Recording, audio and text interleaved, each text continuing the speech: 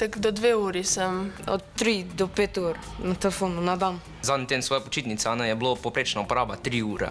Po smernicah zdravniške zbornice je tam nekje do 12 leta do ure pa pol. Pol je to zelo manj, kot jaz uporabljam. Od 13 leta naprej do 2 uri na dan. To pa ne pomeni, da mora biti toliko screen time. Jaz sem relativno več kot to.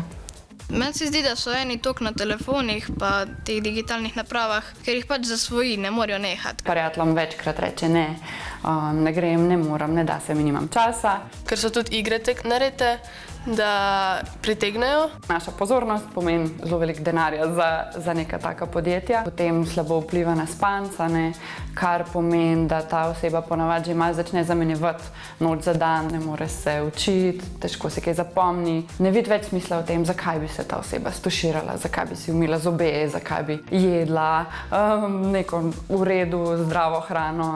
Živa, in če mladi kdaj začutijo, da potrebujejo dodatno pomoč pri obvladovanju časa pred zaslonom, se lahko obrnejo tudi na strokovnjake, kot si ti, ne?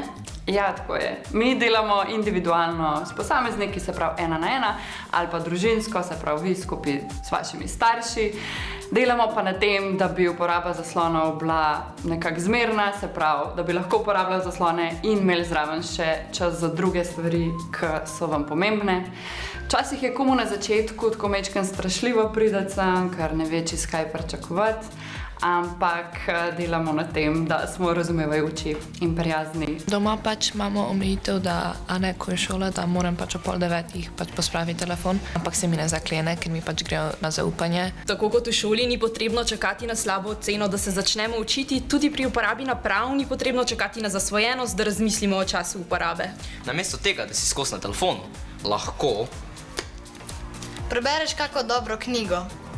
Se družiš s prijatelji. Lahko športaš. Ali lahko greš spati za malo več časa.